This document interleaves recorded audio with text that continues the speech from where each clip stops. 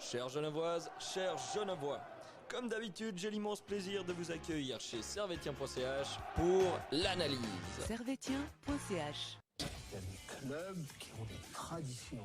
Manchester United, le Real de Madrid, FC Servette FC déjà, parce qu'il y a beaucoup de gens qui disent FC Servette, mais...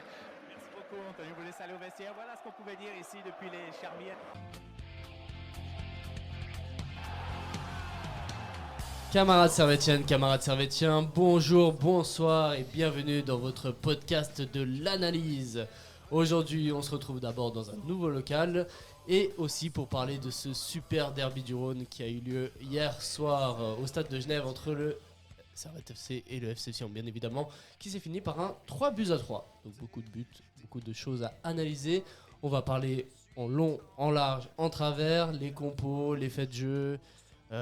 Même on va parler de l'ambiance en général et puis aussi on va revenir sur les tops et les flops avant de parler du prochain match et de la preview de la suite et de la Super League.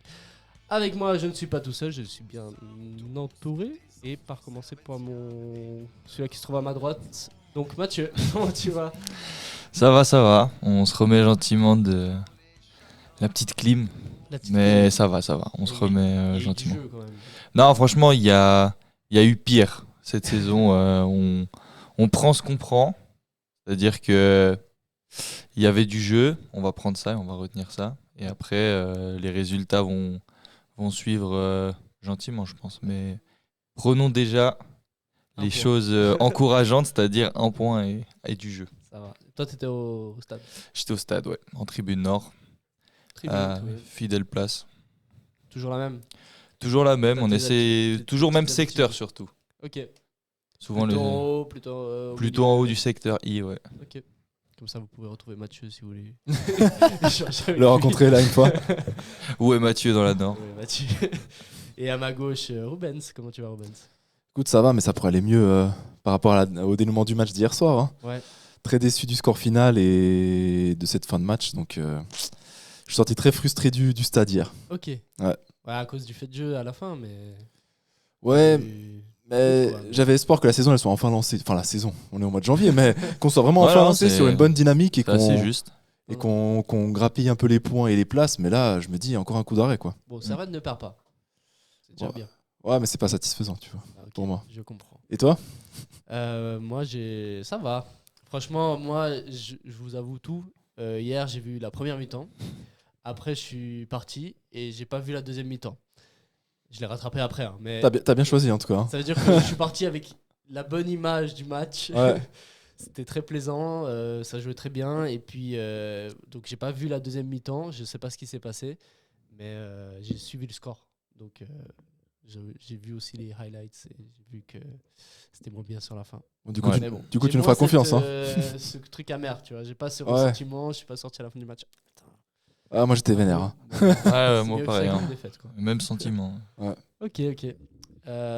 Donc on va partir sur l'analyse du match et je vais vous dire d'abord les compos. Comme ça on va analyser d'abord l'aspect tactique. Du côté du FC Sion, on avait Anthony Rachepi au but avec une défense composée d'Algérie, de Kronig, de FT et de Lavanchi. On va parler en long, en large, en travers aussi de ce cas-là. On avait Balthazar, on avait Kaba Kalman, on avait Roudani au milieu. Devant, on avait Chouaref, Kololi et Nivo Kadzi. Des noms qu'on connaît à force de les rencontrer, ouais. De les rencontrer, surtout les Chouaref, les Lavanchi, Hatchepi. Voilà, on les connaît, ceux-là.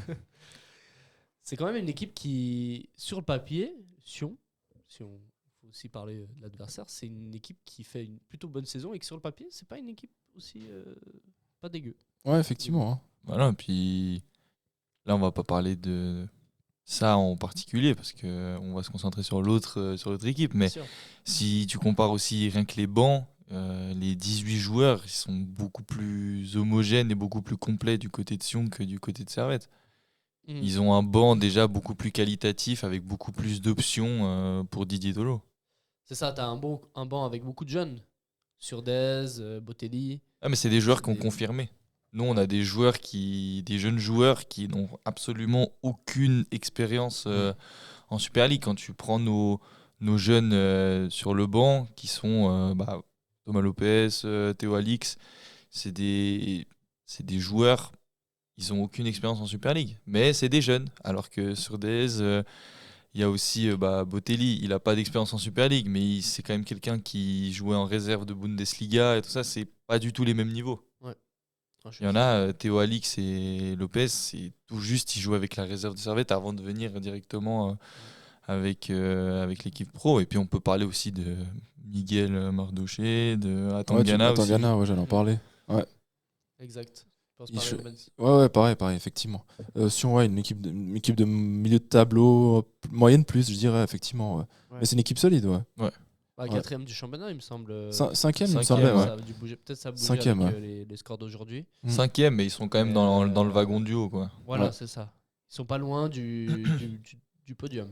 Non, parce qu'il y a quand même déjà un écart de points entre la 5e et la 6e place. C'est-à-dire que de la 6e à la 10e à peu près, ça reste quand même assez serré. Et après, il y a vraiment aussi un gap entre la 5e et la première place. Même si Thun a déjà aussi un petit matelas tout en haut du classement, mais entre Bâle, Saint-Gall, tout ça.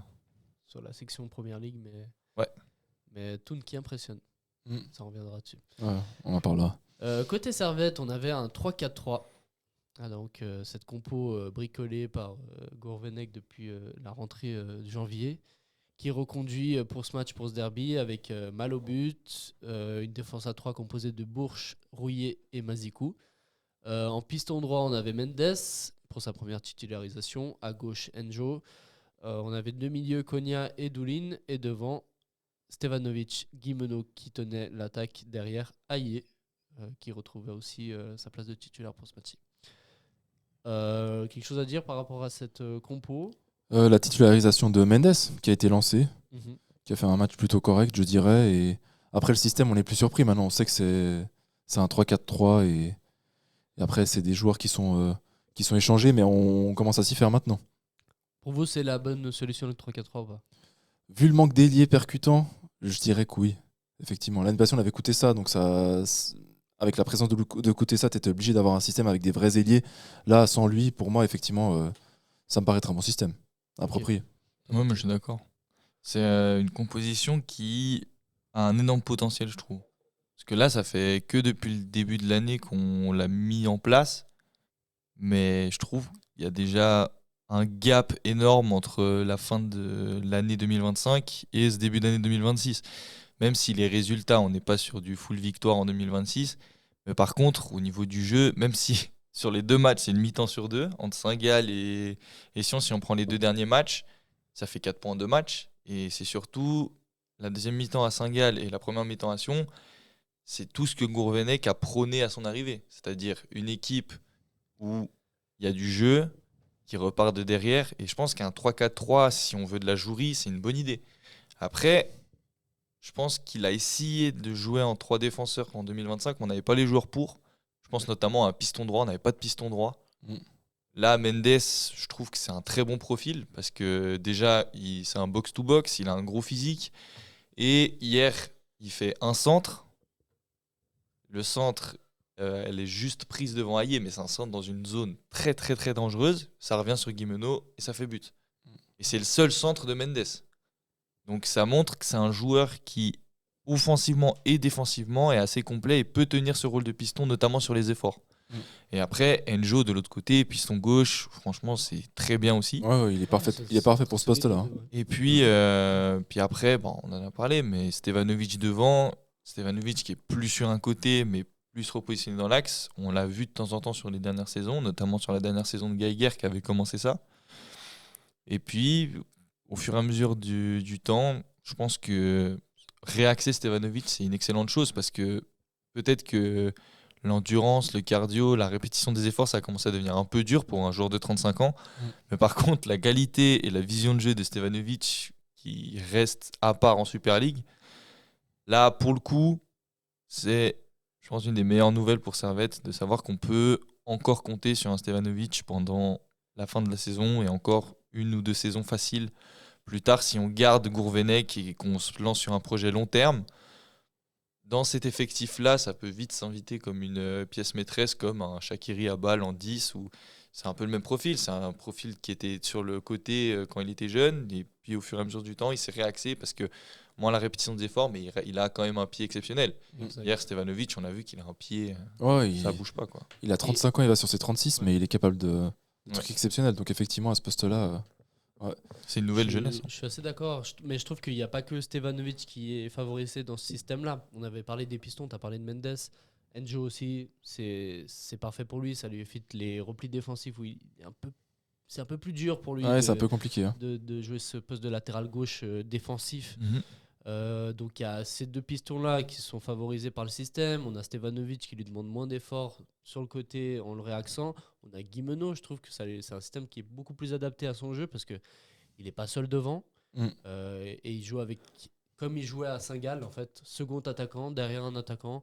Il va faire des fois les efforts pour récupérer le ballon, mais on n'attendra pas de lui que ça soit le finisseur. Là, il l'a parfaitement. Je crois qu'en enlevant cette pression, ça l'invite justement à finir beaucoup mieux les. C'est ce que j'allais dire. Quand on n'attend pas de lui qui marque des buts, c'est là où vraiment il s'invite et où il est décisif. Hein. C'est ça.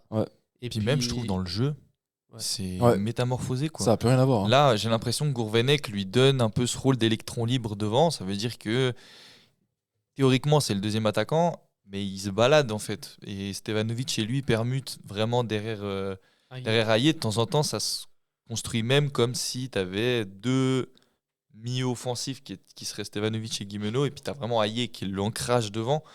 Et le fait de Guimeno de tourner autour d'un point d'ancrage comme ça, on en a déjà parlé en plus. Nous, c'est plutôt positif si on parle de nos analyses, parce que quand on évoquait le cas Guimeno, on a souvent évoqué que c'est un joueur qui serait bien meilleur avec un attaquant sur qui se reposer et tout ça. Et là, ça fait 2 matchs. Et le problème, c'est que depuis presque 3 ans, il jouait toujours tout seul en pointe, tu vois. C'est dommage. C'est comme maintenant où vraiment on l'accompagne d'un autre numéro 9 et c'est ça qui fait la différence. Qui fait la différence, exactement. Je voulais souligner un autre point par rapport à la compo aussi, c'est le double pivot Konya-Doulin. Alors que récemment, on voyait souvent Doulin-Fomba avec Konya plus haut, et c'était quand même plus compliqué, je trouve. Je suis d'accord. Et plus sur le fait que Konya, il est très bien au milieu, et quand on le pousse à trop jouer devant, c'est là où il devient moins pertinent pour l'effectif. On le bride, quelque part. Parce que Konya, offensivement, tu peux pas lui demander d'être qu'offensif. Mais il lui faut le jeu devant lui. Tu vois. Et dès que tu le mets plus haut, au poste de numéro 10 à la Antunes, il se retrouve beaucoup plus fréquemment dos au but. Et là, ça devient beaucoup plus compliqué pour lui, je trouve. Il se retourne plus difficilement qu'à l'Antunes. Enfin, plus bas sur le terrain, vraiment, c'est idéal.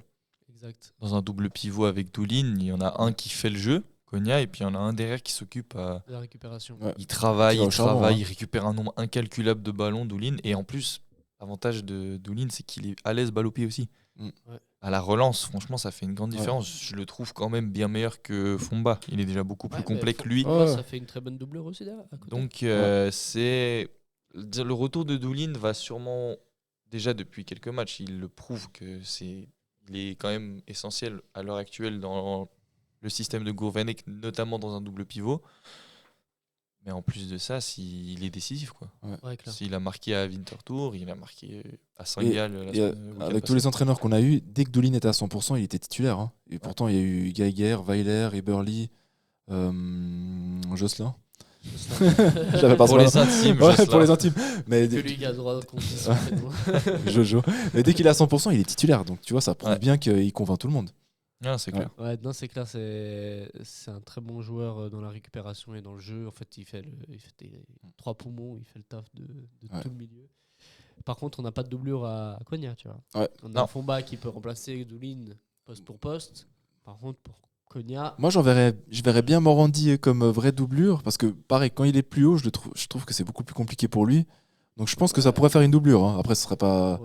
ça vaut pas Konya, mais pour moi, ça pourrait être une doublure à Konya. C'est un joueur créatif, Morandi.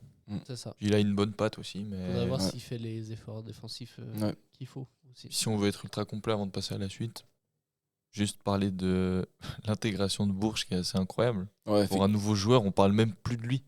On dirait qu'il fait partie de l'équipe depuis un moment, je trouve. C'est un central qu'il nous fallait. Par contre, dans la défense à 3, Rouillet, Bourges, Mazikou, je trouve que Mazikou c'est un peu léger dans cette défense à 3. Ouais, justement, je l'évoquais en off, mais il est temps en temps, il est sur le banc, de temps en temps, il n'est pas sur le banc. Mais Yoann Séverin, ce serait son poste parfait. Ouais, parce qu'il a, comme on le disait, il a été formé latéral gauche. Après, on l'a mis central. Et dans une défense à 3 où il serait défenseur central gauche, en plus, il est gaucher. Je trouve que ce rôle lui conviendrait parfaitement. Et puis, si tu as Bourges, Rouillet, Séverin, c'est solide. Le retour de Braun aussi qui pourrait venir étoffer comme 4e défenseur central, tu te retrouves avec un effectif assez homogène. Et puis, on n'a pas le doute de est-ce que Rouillet arrêtera l'année prochaine. Il n'arrêtera pas vu qu'il a fait une prolongation assez conséquente. Donc, ça m'étonnerait qu'il ait fait une grosse prolongation pour partir cet été. Ça m'étonnerait aussi, surtout vu son âge. Ouais, il commence à avoir un certain âge. Moi, je trouve que Mazikou, dans ce poste-là de défenseur central gauche, je trouve que ça va. C'est correct. Effectivement, je préférerais voir Séverin. Je pense qu'il aurait vraiment le profil parfait pour ça. Mais Mazikou, je trouve que c'est correct. Et pour être sur le banc. Et je trouve que pour être piston gauche, il n'est pas assez offensif, à mon goût. Hein. Comme un Joe. Joe, je le vois beaucoup plus à se projeter, à faire des centres de meilleure qualité. Mazikou, pour moi, c'est un vrai arrière-gauche, tu vois, qui monte aussi, hein, mais traditionnel. Alors que Njo, c'est vraiment un vrai piston gauche. Ouais. Donc, plus haut sur le terrain, Mazikou, je sais pas. Bon, en tout cas, pour être dans l'effectif, il a largement sa place. Mais effectivement, c'est vrai, ça pourrait être pas mal. Hein. Effectivement. On va passer au vif du sujet. On va parler du match globalement, comment il s'est passé. On a quand même eu une ouverture du score de Sion dans les 5 premières minutes. Comme d'habitude, hein, je te dirais. Pour la stat, n'a pas tiré au but toute la première mi-temps. Et pourtant, à la mi-temps, il y avait 2-1. Donc, ce but qui arrive à la 5e minute, pour moi, c'est criant de justement ce que je disais par rapport à Mazikou dans la défense à 3. C'est que je le trouve un peu largué là-dedans. Parce que dans cette action, si vous regardez bien, ça vient de son côté. Effectivement. Parce qu'il y a une combinaison. Et lui, il est habitué à être un peu ce latéral gauche qui va décaler sur l'ailier. Sauf qu'en faisant ça, ça laisse un gros espace entre lui et Rouillet. Rouillet ne peut pas décaler parce que s'il décale, bah là, c'est Bourges qui sera abandonné, à 2 contre 1. Et ainsi, ça crée un gros espace entre les deux. Et là, ça vient l'action. La Manchy a tout le loisir d'avancer et de mettre son but.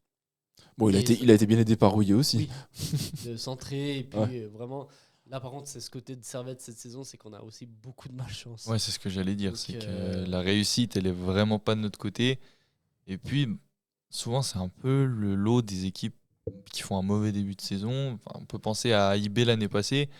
L'année passée, IB, il n'y avait rien calé dans leur sens quand ils étaient tout en bas. C'est pas qu'ils faisaient les choses mal, mais il n'y a non plus rien qui les aidait. Et je trouve que Servette, il n'y a rien qui nous aide. Si on va chercher une victoire, il faut vraiment qu'on aille la chercher tout seul. Parce qu'il y a rarement les choses qui vont dans notre sens. Ouais, là où, de temps en temps, quand on jouait les hauts de tableau, quand on était 3e, 2e, souvent, parfois, il y avait les choses qui tournaient en notre faveur. Là, ça ne tourne pas du tout en notre faveur. Je crois on est peut-être sur la saison de Servette où il y a le plus d'autogols. Hein. Ça fait quand même pas mal d'autogols depuis le début de la saison. Je sais pas combien il y en a eu, mais...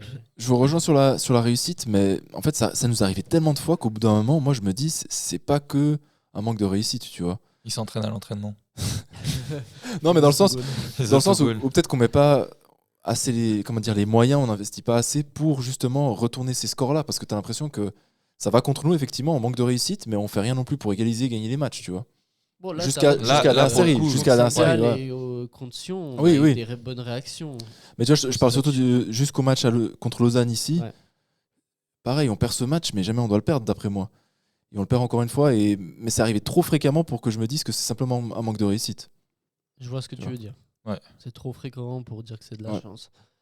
Mais non, mais il y a forcément une part de niveau. Le Servette n'est pas au niveau de ce qu'on devrait attendre de lui de cette saison.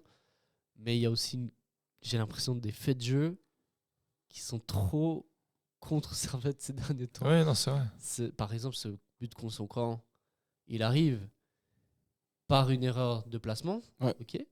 Mais je trouve que la sanction, elle est trop immédiate. Et en plus, c'est un centre qui est dévié par Rouillet. Tu vois, c'est quasiment la seule erreur de la mi-temps. Dans une équipe qui marche, j'ai l'impression que ce fait de jeu, il n'arrive pas. Non, effectivement. Même Rouillet, c'est une valeur sûre et tu comprends pas son intervention, tu vois.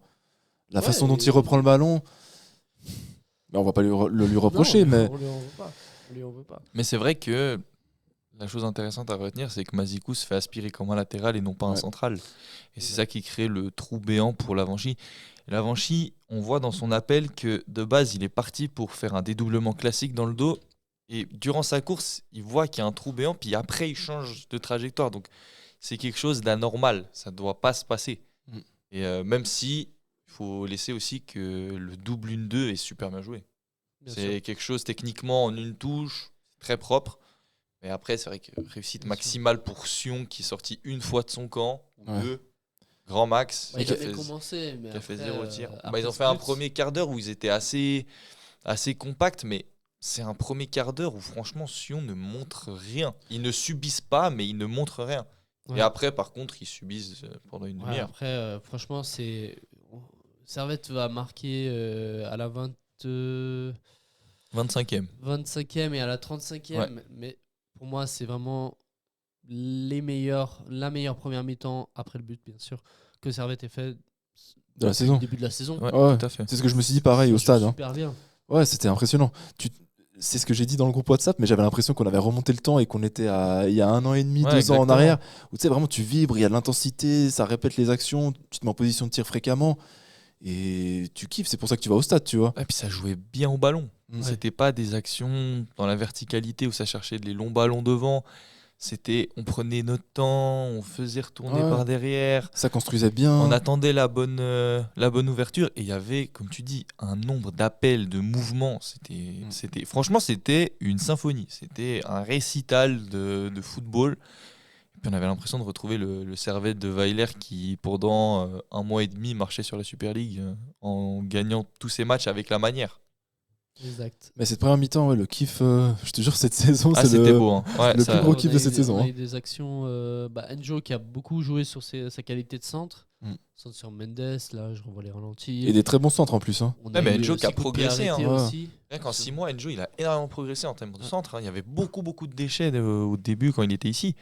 Et après, au fur et à mesure des matchs, j'ai trouvé que maintenant, je crois que c'est un des meilleurs passeurs de la Ligue. Il a 7 passes décisives. Ouais, ça doit en faire facilement beaucoup, un des meilleurs passeurs de la Ligue. Et là, maintenant, en ayant Stevanovic en 10 et Guimeno Hayé, tu as une vraie présence aussi dans la surface, ce qu'on n'avait pas il y a encore quelques mois. Donc ça aide aussi. Hein. Exact. Mais le centre qu'il fait sur le but de Steva, c'est lui qui l'a remis en arrière. Tu vois. C'est lui qui amène le danger. Là, je revois les ralentis. Il y a la frappe de Mendes où il essaie sa volée. C'est un centre de Enjo. On a le coup franc que personne ne touche, mais Ratchopi le sauve. C'est Enjo qui le tire. Et puis l'action d'après, super récupération de Guimeno. Il n'y a rien à redire. L'action se lance, Konya lance Enjo. Et là, franchement, il faut le chercher, le centre qu'il le fait. Le centre en retrait. Parce que moi, à la télé, comme tout le monde, je pense, on voit Guimeno, Hayé. On se dit, il va centrer sur un des deux. Non, il fait un centre en retrait à Steva qui a tout le temps de se replacer, de tirer. Et là, franchement. Si le centre, il est entre 4 joueurs de Sion. Il trouve vraiment la ligne de passe, c'est à la seconde près et c'est la trajectoire parfaite. Tu peux pas faire autrement. Et puis, je trouve ce qui démontre la qualité du centre, c'est le temps que Stevanovic a pour armer sa frappe. Il peut faire un contrôle, lever la tête, armer. Puis Stevanovic entrée de surface. Et tu vois, le fait qu'on ait 2 attaquants dans la surface, ça a aussi permis à Steva d'être seul en retrait. Et d'avoir Steva dans l'axe. Tout à fait. Parce que en plus, normal, il sera sur le côté.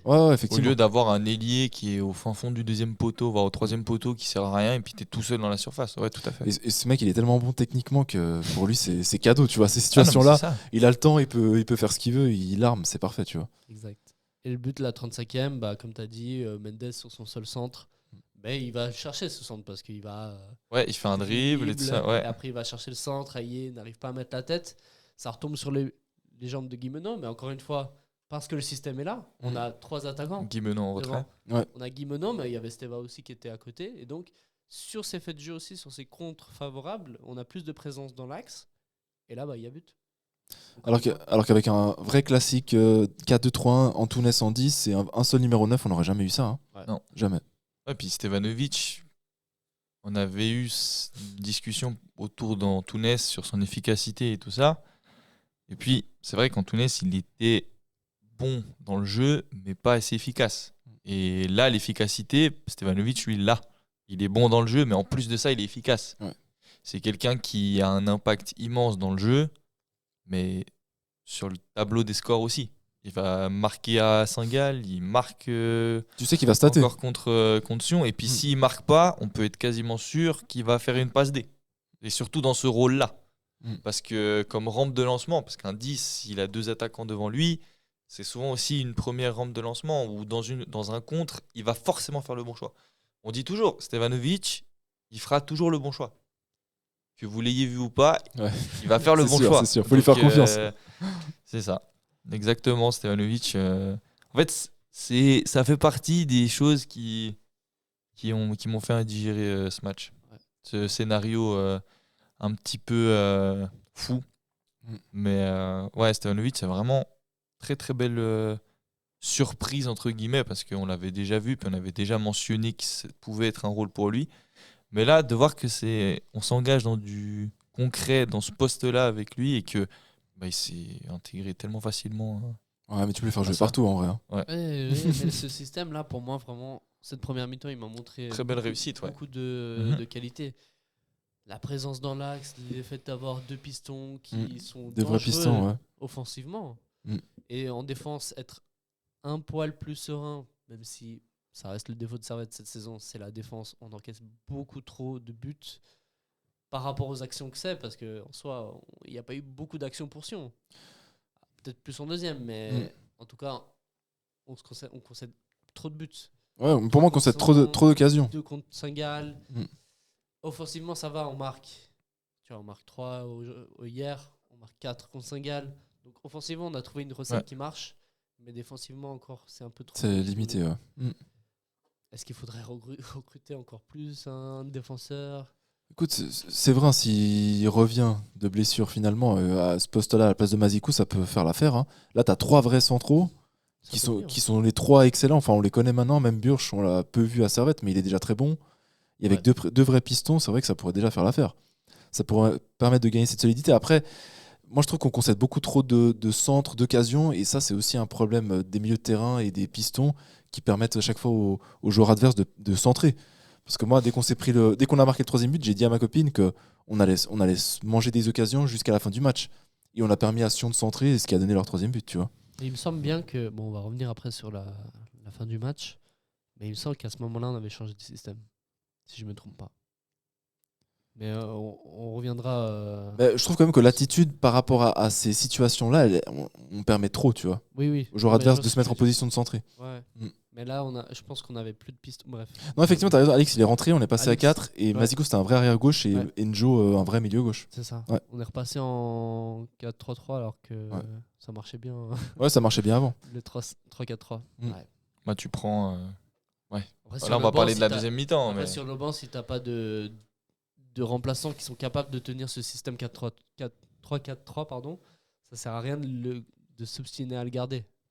Parce que mais tu vois, Alix, c'est pas un piston. Non, mais si tu as le retour de Braun et de Rouillet, Mazikou, tu peux le mettre dans une rotation. Parce que avec ses pistons, avec Enjo, avec même... Honnêtement, Mazikou, je pense qu'il peut aussi jouer à droite. Il a joué à latéral droit tout le début de la saison. Il peut, je dis pas que c'était fantastique, mais si en fin de match, tu veux un profil un petit peu plus défensif que Mendes ou que Enjo, Mazikou en piston, il fera pas tâche. C'est clairement une bonne solution. Parce qu'il a les qualités pour jouer à ce poste-là. Et c'est aussi plus solide en fin de match quand tu as Rouillé, Séverin, ou Braun, Bourche. Ça te fait des solutions. Malheureusement, on a ce problème de défenseurs centraux. On n'aurait pas ce problème de défenseurs centraux si on jouait dans une défense à 4, parce que 2 centraux, on aurait Rouillé et Bourche. Là, on ne se poserait pas la souci. Mais là, le problème, c'est que le fait de jouer à 3 centraux, il y a une place pour 2 et les 2 sont blessés. Donc, bien sûr. Dommage. Mais bon, c'est pas grave. Normalement, il devrait pas non plus être blessé jusqu'à la fin de la saison. Et de toute façon, je pense vraiment qu'on s'oriente vers faire des tests pour la prochaine saison, de toute façon. Donc là, c'est voir ce système-là, c'est une bonne chose. À la mi-temps, il arrive quand même 2 changements pour Sion. Il fait dès la 46e, il fait 2 changements. Et je pense que là, du côté de Sion, il y a aussi un truc à observer, c'est qu'il change de tactique. Ils font rentrer Sow à la place de Kololi, donc un défenseur à la place d'un milieu. Et ils font rentrer Berdaïes à la place de Roudani. Bayardes est un peu plus offensif, il me semble, que Roudani. Et donc, je crois qu'à ce moment-là, ils essayent de passer d'adapter leur système par rapport à Servette. Ils voyaient qu'ils étaient trop perdus. Il y a un changement de système à la mi-temps, clairement. Je crois qu'ils passent aussi en 3-4-3 peut-être. Il me semble, ouais. Ouais, puis Lavanchi joue aussi plus haut. Voilà. Parce que il avait un jaune. Et d'ailleurs, il faut qu'on en parle de ça. Quand t'as un jaune. Il faudrait qu'on en parle, vu qu'on passe vite déjà à la mi-temps. On peut parler du la mi-temps, c'est un des changements qui est opéré aussi à la mi-temps. Alors, même avant de parler du cas Lavanchi, à l'arbitrage, bon, c'était. Moyen. Pour rester poli. Tibelli. Oui, c'est monsieur Tibelli. Tibelli qu'on connaît à force. Qu'on connaît bien. On le connaît. Slash monsieur Piccolo. L'arbitrage, sans critiquer bien sûr, sans dire que c'est la faute de l'arbitrage à chaque fois, l'arbitrage était un peu trop incohérent par rapport déjà au fait que ce soit un derby. Les cartons jaunes ont été donnés beaucoup trop vite. Et le problème de donner un carton jaune beaucoup trop vite, que ce soit du côté de Sion ou du côté de Servette, c'est que ça te mène dans des situations où tu es là, t'as pas envie de donner le deuxième carton jaune pour que l'équipe elle soit à 10. Alors qu'il y avait des cas mérités. Il fait une faute. Je sais pas si elle vaut jaune, sa faute. La première, elle est discutable. Ouais. Voilà. Mais il choisit de mettre un jaune parce que juste quelques minutes avant, il donne un jaune à Servette. Je sais plus à qui, je crois que c'était à Mazikou. Il donne un jaune direct sur sa première faute. Ouais, la deuxième minute. Et donc là, première faute de Sion, un peu du même degré, il donne un jaune direct. Cohérence. Il reste dans sa cohérence, dans sa ligne, à lui. Le problème arrive quand Lavanchi fait une deuxième faute. Et une sacrée faute en plus. Qui mérite et qui tous les jours. pourrait être son premier jaune s'il s'était dit ok, la première c'est un avertissement, la deuxième ça c'est jaune. Mais comme la deuxième valait aussi jaune et que Lavanchi avait déjà un jaune et qu'il s'est dit non mais je vais pas donner un rouge parce que la faute ne mérite pas 2 jaunes de suite un rouge. Il se dit je vais pas donner. Sauf que là c'est à ce moment-là où l'arbitre il sort de sa ligne de conduite. Ouais, effectivement. Et qu'il est plus cohérent dans ses choix. Et c'était encore assez tôt. Hein. On devait être à la demi-heure de jeu, je pense. Hein. Et là, tu laisses un joueur qui, selon sa ligne de conduite, aurait dû avoir rouge. C'est le joueur qui a... Ok, il a amené le but contre son camp. Mais c'est le joueur ensuite qui va amener le deuxième but de Sion. Et à la fin, l'assist du troisième but. Ouais. Il est décisif, hyper décisif, le mec. Donc, on ne peut pas dire que c'est... Enfin, on va pas dire que c'est la faute de l'arbitrage si Servette a fait 3-3. Mais ça a pesé. Il faut dire que Tibelli n'a pas suivi sa ligne de conduite. Et que mais au-delà de ça, ce cas-là, il est fautif. Je pense même qu'il a trop tôt, il s'est mis des bâtons dans les roues et il a perdu le fil de son match. C'est ça, d'entrée en fait. Parce que quand on arbitre un derby, on n'arbitre pas comme un match normal. On sait qu'il y aura beaucoup plus de fautes dans un derby que dans un match normal. Il y avait une grosse intensité. L'agressivité elle sera plus forte. Donc si on sévit trop vite, en fait, on se met dans des impasses. On se dit mais il a déjà une certaine expérience en plus, tu vois. Donc il a déjà une certaine expérience, donc c'est pas le premier derby suisse qu'il arbitre, donc tu vois, il aurait dû se prémunir de ça. Je pense qu'il a voulu sanctionner trop vite en se disant ça va peut-être calmer le jeu, les joueurs. Sauf que ça va pas le faire. C'est pas le cas, ils ont continué. Moi je trouve ça a plutôt tendance à les exciter dès que tu leur donnes des jaunes rapidement. Parce qu'après à chaque faute, pour que l'autre ait aussi jaune. Et exactement. Mais tu sais que quand j'ai vu la deuxième faute de Lavanchi, déjà c'était scandaleux qu'il ait pas pris le deuxième jaune. Moi je me suis dit l'entraîneur Tolo il va sortir Lavanchi avant même la mi-temps. Et le pire c'est qu'il le sort même pas à la mi-temps, il le sort même pas en deuxième mi-temps. Et ouais. Non mais il fait quelque chose de pour moi très intelligent. Et ça c'est quelque chose à laquelle moi j'aurais même pas pensé. En fait, en faisant jouer Lavanchi plus haut, il réduit considérablement les chances que Lavanchi prenne un deuxième jaune sur une faute. Parce qu'un attaquant, il va rarement prendre double jaune sur 2 fautes. Et Lavanchi, franchement, il jouait ailier droit sur la deuxième. Il jouait plus haut, quasiment. Piston droit, même. Ouais, piston droit, mais ultra offensif. Ouais. Et ça, coup de bol, entre guillemets, pour le FC Sion, cette nouvelle animation et pour Didier Tolo, c'est que ce choix il s'est avéré payant parce qu'en plus de ça, Servette revient des vestiaires en étant ultra mou. Donc, ils peuvent mettre, entre guillemets, le bouillon à Servette dès l'entrée de la deuxième mi-temps. Et donc, si Lavanchi occupait théoriquement un poste de piston, il n'a pas eu à faire son taf défensif. Et en fait, il a eu des libertés offensives. Et dans ces libertés offensives, il a moins de chances de faire de fautes. Et ça s'est avéré payant en plus parce qu'il a été décisif. C'est d'accord sur ça. Après, je trouve qu'en deuxième mi-temps, enfin on va y venir, mais on aurait dû insister beaucoup plus sur lui, sur son côté, à combiner, à essayer de le dribbler. Et je trouve qu'il a défensivement, il n'a pas eu de duel particulier en deuxième mi-temps. Sachant qu'il était déjà limite sur le deuxième jaune. Ouais, tu vois, je trouve qu'on aurait pu insister un peu plus. C'est vrai. On aurait pu, ouais, mais je pense que le fait qu'ils ont changé de tactique, ça a fait que il défendait moins et qu'il était plus un rôle défensif, donc il n'avait pas quelqu'un au marquage. Je comprends, mais c'est un peu dur de se dire on va cibler un joueur pour qu'il ait le rouge. Sauf si c'est le défenseur qui te défend à chaque fois. C'est un peu plus facile de chercher la faute. Par contre, Konya a un carton juste après le but. Juste après le but, ça c'était scandaleux. Je n'ai pas compris pourquoi. Je crois que mais personne n'a compris, même les joueurs. Mais moi, ce qui m'a rendu fou, c'est que l'arbitre, c'était un vrai rageux dans le sens où les joueurs sont en train de fêter. Lui, il peut attendre et donner le carton jaune. Mais en fait, il va chercher les joueurs, il les interrompt dans la célébration pour donner un jaune. Et même les joueurs, ils comprenaient pas. Moi, je me suis demandé s'il allait annuler le but même. Mais il y a vraiment aucune explication de ce jaune. Et puis si, admettons, potentiellement jaune pour une célébration, un geste de Konya où il aurait été provocateur envers le FC Sion. Que dire des célébrations de deux joueurs de Sion après? Je sais pas, il y a un moment où... Et puis j'ai même pas l'impression que Konya fait quoi que ce soit sur cette célébration. Je vois rien de criant en fait. Moi je me suis demandé si c'était pas à cause d'une situation quelques minutes avant, et vu que le jeu a poursuivi son cours, lui il est revenu là-dessus. Ce qui serait plus plausible en vrai. Ouais. Mais pourquoi la mettre, comme tu dis, pendant la célébration? Non, mais il peut attendre qu'il célèbre. Tout à fait. Surtout qu'on n'a pas célébré durant très longtemps, et ensuite tu donnes le carton jaune. Mais là, il allait chercher les joueurs pour donner un carton jaune à Konya. Et même les joueurs, ils étaient là, mais il se passe quoi, les gars? Mais qu'est-ce que tu viens interrompre la célébration? Ouais. Ça est compréhensible. Bref. C'est Monsieur Chibelli. Bon, ça explique. Ça devrait pas justifier le fait qu'il prenne ses décisions. Ah non. Non. C'est voilà. Mais voilà. Donc pour revenir sur le match, on a le but de Sion. Là, quand je revois les images, il y a quand même une grosse passivité Servetienne. Parce que sur le centre, ils sont 3 au milieu. Si je vous montre à vous. Ils sont 3 ici au milieu contre 1, 2, 3, 4, 5, 6 Servetiens.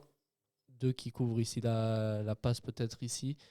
Mais sur la première touche, déjà, c'est un Servetien, mais ici, l'Avanchi arrive, il est là. Hein. Ils sont tellement plus proches. Ils sont beaucoup plus proches du ballon, et c'est l'Avanchi qui a le ballon et qui est seul pour tirer et qui met son but. Et Enjo, il est où sur cette action? Parce que logiquement, c'est lui qui devrait courir. Enjo, c'est lui qui va vers la balle pour tenter de le contrer, mais il y va avec une passivité. Et puis Mazikou juste derrière, il est très passif aussi, parce que au lieu d'aller les deux, parce que là l'Avanchi, c'est pas Ronaldinho, il va pas faire une feinte. Là tu vois qu'il va pour frapper. Donc Mazikou et Enjo, il faut qu'ils y aillent les deux à fond. Et en fait Mazikou, il reste devant son but sans rien faire, et il se tourne même, donc ça veut dire que si la balle en plus elle lui allait dessus, il l'aurait peut-être évité. Pour moi il y a un problème de marquage aussi. Sur le centre, Mazikou veut avoir ce joueur, sauf que du coup Enjo doit prendre lui, sauf que du coup ça libère l'Avanchi qui est hors écran, qui est là. Bon, après ça reste normal sur un centre. Ouais, moi je trouve que la faute elle est pas là. Sauf que du coup Bourchi il a personne. Donc ça c'est une absence de marquage pour un défenseur. Ouais. Et que sur le centre, comme ils sont tous aspirés, sur la remise, il y a vraiment personne. D'une part, il y a personne, hein. Ça c'est clair, mais je trouve que il faut plus mettre en exergue le fait que le problème c'est qu'il y a une réactivité, une passivité chez Servette qui est inquiétante au retour des vestiaires. Je pense qu'ils étaient encore dans le vestiaire, et puis la différence de détermination entre l'Avanchi qui lui fonce pleine balle sur le ballon pour après il l'ajuste bien, hein. La reprise elle est pas facile en plus. Elle est pas facile à mettre comme ça. Mais peut-être une des reprises de sa carrière, hein. Je pense qu'il en a pas mis beaucoup des comme ça. Mais c'est pour ça que je vous parlais avant, on parle toujours du manque de réussite, de chance, etc. Là ça n'a rien à voir avec ça, mais ça démontre aussi un manque d'agressivité et d'investissement sur certaines actions, tu vois. Si tu as la dalle et que tu vas plus agressivement que ton adversaire, tu as beaucoup plus de chances de gagner ton duel et de ne pas prendre ce but, tu vois. Ouais, et puis tu t'évites des situations comme celle-ci. Une des grosses différences, c'est le nombre de duels gagnés. À la mi-temps, il y a 70% de duels gagnés par Servette. Et en deuxième mi-temps, je pense que c'est l'inverse. C'est que Servette ne gagne quasiment plus aucun duel aérien. Et on verra que plus tard, les duels aériens ont un impact énorme sur cette partie. Et on les a gagnés en première mi-temps. On a été inquiétés, je pense, une demi-fois sur l'autogol, et sinon c'est tout. Et sur la deuxième mi-temps, on gagne plus aucun duel de la tête, on gagne plus de duel défensif. Et y a quelques situations, dont aussi des têtes qui passent pas loin de Sion, juste après le premier but. Le premier but en deuxième mi-temps de Sion. Ouais. On a à la 70e une tête de Berdaïs. Ouais. Mais bien sauvé par Mal, il me semble. Ouais. Très bel arrêt de Joël Mal. En live en tribunant, c'était... Joël Mal a fait une bonne deuxième mi-temps. Ça, il n'y a rien à redire. Ouais. Il a été sollicité, il a fait les arrêts qu'il fallait. Hein. Exact. Ça fait plaisir de le revoir un peu plus en confiance. Il fait son travail. Fois, plus rassurant. Hein. Il a un peu des pertes de confiance par moment. Par phase. Par phase, voilà. Mais moi, je pense qu'il aura une montée en puissance sur ce deuxième tour parce qu'il n'y a aucune pression là. Après, il a besoin d'être rassuré par sa défense. Et là, vu que le système se définit gentiment, il a de quoi être un peu plus rassuré. Et plus serein du coup. Et puis, on arrête de changer de compo à chaque match. Là, on a une continuité. On a les 3 mêmes défenseurs depuis un moment. Ouais. Et puis Servette va changer de système. Il y aura plein de changements. Il y aura Diallo qui va rentrer à la place de Guimeno. On aura Mendes qui va sortir pour Alix. Là c'est à ce moment-là où il y a le vrai 4-4-2. Je pense qu'on passe en 4-4-2. 4-3-3, je pense même. Ondoa qui va rentrer. Mraz qui va rentrer. Et Servette va chercher le 3e but. Là, on se dit 86e.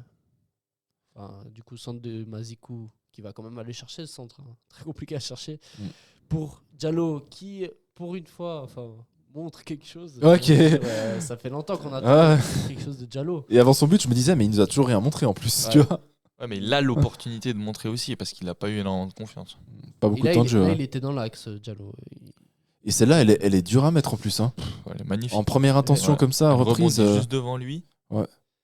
Vraiment, il la met vraiment bien. Elle peut partir au village du soir, c'est pareil. En plus, c'était dans cette direction-là. Mais moi, je trouve qu'on est très bien payé sur la deuxième mi-temps. Hein, parce que là, on marque à la 86e. Mais entre le but de Sion et la 86e, on a du mal à... On commence notre mi-temps à la 80e. Et il est là le problème. Là, normalement, 3-2, le match... tu dois le verrouiller. Ouais. Verrouillé. Ouais. On a marqué les 3 points. On est à domicile. Ouais, c'est clair.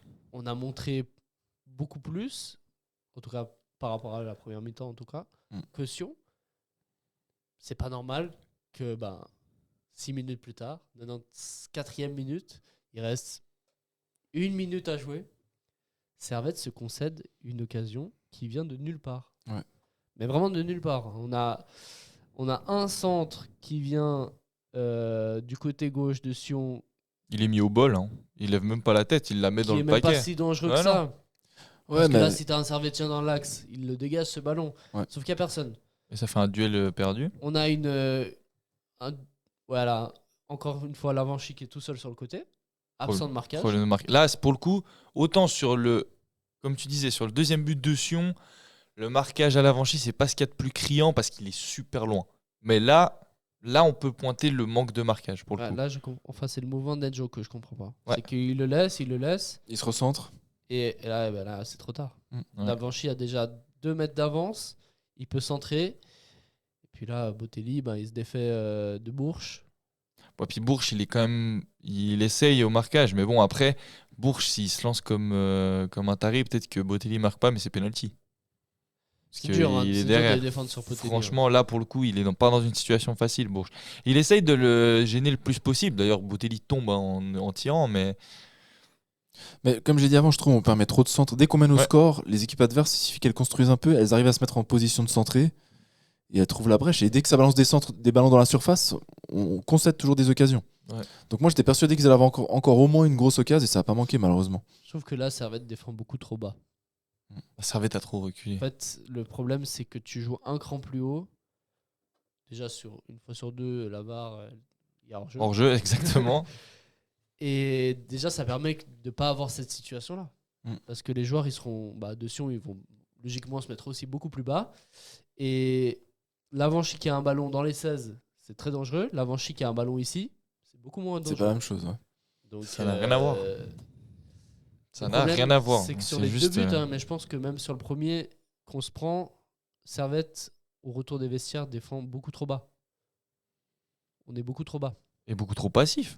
Mais après ça, j'ai l'impression que c'est dans l'ADN de Servette, quel que soit l'entraîneur, dès qu'on mène au score, on a du mal à gérer, à contrôler le ballon. T'as l'impression qu'on laisse le ballon à l'adversaire, on recule, et du coup on permet ces situations-là. Et ça, c'est pas particulièrement spécifique aux Servettes de Gourvenec. J'ai l'impression que quel que soit l'entraîneur, on a cet ADN-là. Dès qu'on mène au score, on recule, on laisse le ballon à l'adversaire, et du coup on permet à l'équipe adverse de se créer des occasions. C'est vrai qu'en plus, c'était un point qu'on soulignait déjà les autres années, comme tu dis. On disait ce qui fait la différence entre un IB, un Bâle qui gagnait les championnats et puis un Servette qui était quelque part toujours le lésé dans l'histoire parce qu'il finissait 3e ou 2e. C'est comme tu dis, c'est la gestion d'un résultat. Franchement, ce genre de scénario, ça arrive très rarement chez les gros du championnat. Et nous, ça nous arrive trop souvent. Et en fait, ça devient presque prévisible. Tu vois, tu le dis. Il reste 5 minutes à jouer et toi, tu dis... c'est sûr qu'il y aura une très grosse occasion pour Sion. Donc on part du fait que Servette va reculer, Servette va subir et Servette va laisser l'opportunité à l'équipe adverse d'avoir ses dernières actions. Et si on ajoute à cela un manque de réussite, parce que là, comme par hasard, ça fait but sur leur seule action du temps additionnel, ça donne un 3-3. 3-3, mal payé, bien payé pour vous sur l'ensemble du match? Sur l'ensemble du match, c'est très mal payé. Quand tu vois la première mi-temps et la manière dont on a joué, dont on les a écrasés, ils n'ont pas tiré une seule fois en première mi-temps. Ouais. Et on doit gagner ce match, mais 1000 fois. Surtout qu'à la mi-temps, il doit y avoir 3-1 facile. Ouais. Parce qu'on a les occasions. Aïe a été bon dans le jeu, mais malheureusement, devant la cage, il a été moins clinique. Il en a eu 2-3 belles.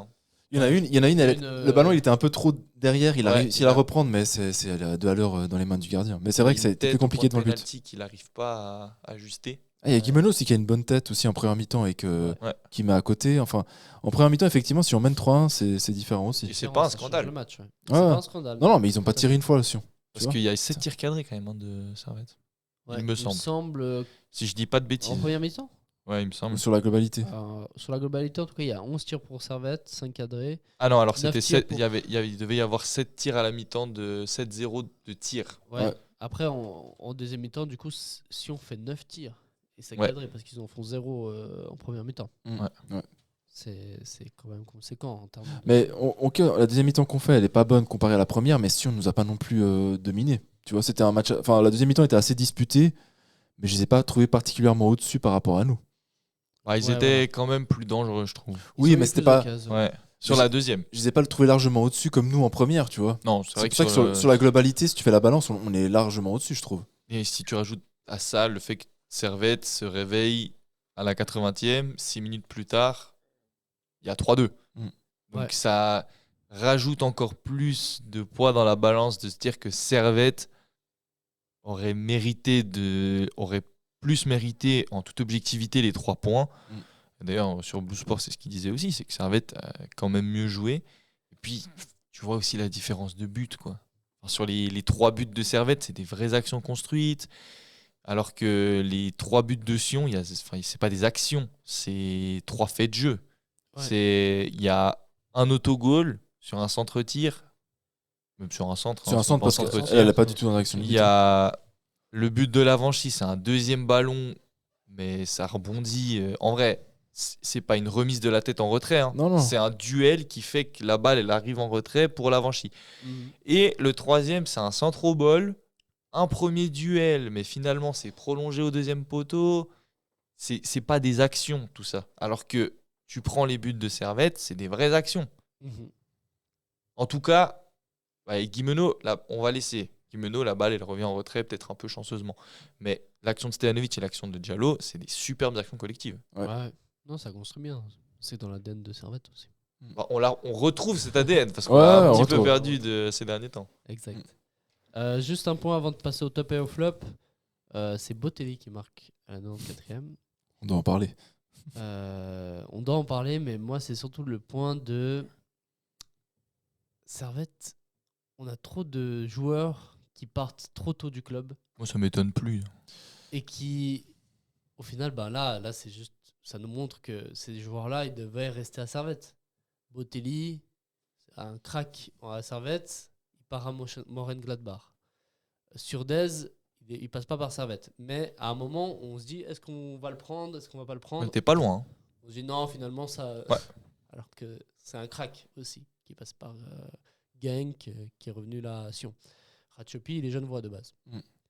À Chenois, il était formé à Chenois. Mais Servette, du coup, aurait pu se pencher sur la question d'un bon gardien. Surtout que là, en termes de gardien. Après, autant sur les deux premiers, je vous rejoins, autant Ratchopi, moi je le trouve pas très, très rassurant. Ratchopi, ça reste un bon gardien. Ça reste un bon gardien, mais c'est pas. Moi, je pense les deux premiers dont vous avez parlé, Surdez et Botelli, c'est d'un autre niveau pour moi. Et puis même, il y a Lukembila. Aussi. Lukembila, c'est un très bon joueur de Super League.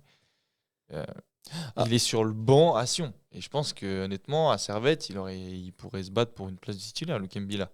Après, par rapport au cas de Botelli, imagine tu as un fils, ou même si c'est ta personne, qui peut passer de Servette à Gladbach. Bien sûr. Tu lui permets de. C'est pas comme si c'était nous qui l'avions poussé vers la sortie, tu vois. Mais comment ça se fait que. Si on va le rechercher. Ah oui, ouais. Il joue plus. Enfin, il veut revenir dans le championnat suisse. Et c'est Sion qui le récupère, ouais. Il récupère. Ouais, ça devrait se positionner à ce moment-là. Là, du coup, on est obligé d'hypothétiser là-dessus. C'est est-ce que Servette et Sion sont venus, et là, il a choisi Sion. Là, c'est grave de sa part. Juste c'est Servette, ils sont pas venus. Exactement. Non, Servette, ils sont pas allés dessus. Moi, je pense que Servette n'est pas venu. Et il est là le problème. Si tu sais que Botelli est en recherche de temps de jeu, qu'il est ouvert à revenir en Super League, comment ça te vient pas à l'idée d'aller chercher un Botelli, mais de te dire tranquille, on a Atangana. Et avec tout le respect que j'ai pour Atangana, et je lui souhaite le meilleur avec nous, s'il est dans notre équipe, je supporte bien plus Atangana que Botelli. Mais je trouve que c'est dommage de ne pas avoir laissé Atangana peut-être 1 an en plus en réserve et de prendre Botelli en prêt, parce que c'est un prêt à Sion, de prendre Botelli une saison.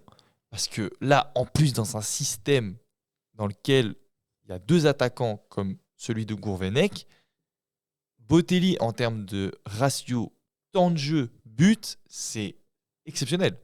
Et c'est typiquement le genre de joueur qui pourrait rentrer dans une rotation intéressante. Ouais. Honnêtement, à Tangana, le gap, pour l'instant, il est trop gros entre Mraz, Aïe, même le Guimeno actuel, et Atangana. Alors que Botelli, honnêtement, tu me le fais rentrer à la place de Aïe, Mraz ou Guimeno en fin de match, mais c'est vraiment pas déconnant. Et même le faire dans un tournus, où il jouerait dans un double attaquant avec titulaire pour faire reposer certains joueurs.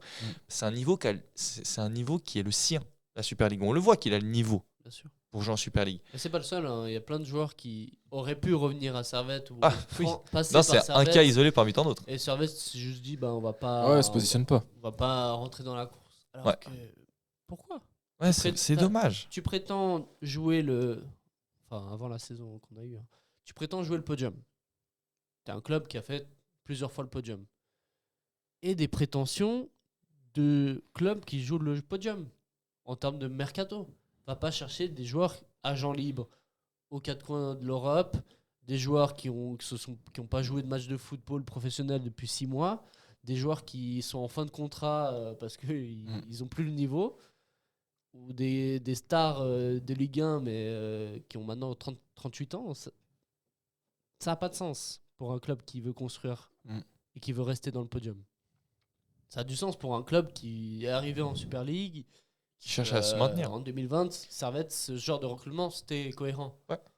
En 2026, c'est plus cohérent. Mais tu as raison, parce qu'on fait les mêmes recrutements depuis qu'on est monté en Super League, alors que je crois qu'il faut vraiment dire les termes sur le fait que Servette fait partie des grandes Super League sur les dernières années. C'est que des paris. C'est que des paris. Il n'y a pas de valeur sûre. Pour moi, une des premières valeurs sûres, entre guillemets, qu'on a pris, c'est Marco Bourges. Marco Bourges, plus de 100 matchs en Super League, ex-capitaine du FC Lucerne, gagne la Coupe de Suisse avec le FC Lucerne. Et encore. Non mais c'est te dire. Ouais, mais c'est un autre statut déjà. Il se blesse beaucoup, du coup c'est un joueur qui joue pas et du coup ça va, tu t'es dit là c'est un joueur qui m'intéresse. Mais c'est déjà super crédible de prendre un joueur comme lui, qu'un Onguéné qui avait pas joué du tout, qui revient, il a joué 2 matchs, qu'un Kassim Adams qui était en agent libre, qui n'avait pas de rythme. Enfin, c'est beaucoup plus cohérent de prendre quelqu'un qui certes est en manque de temps de jeu, pas qui joue pas, mais en manque de temps de jeu en Pologne, au Legia Varsovie, qui quand même est un club qui joue souvent les Coupes d'Europe, donc avec un rythme assez soutenu, il y a un certain niveau dans l'effectif, et quelqu'un qui connaît très bien le championnat. Ok, certes, Kassim Adams, il connaissait bien le championnat parce qu'il avait fait Bâle et IB, mais il était en manque criant de temps de jeu et ça s'est vu. Enfin, c'est un cas isolé parmi tant d'autres. Je prends Marco Bourges, mais je pense qu'on peut prendre un milliard de cas de Servette qui n'avait ni queue ni tête, alors que Marco Bourges, c'est un des rares qui, pour le coup, je me suis dit, c'est un bon recrutement parce qu'il va très vite s'implémenter dans l'effectif et il connaît le championnat. Résultat, premier match, il marque. Et après, il fait des bonnes prestats. Solide.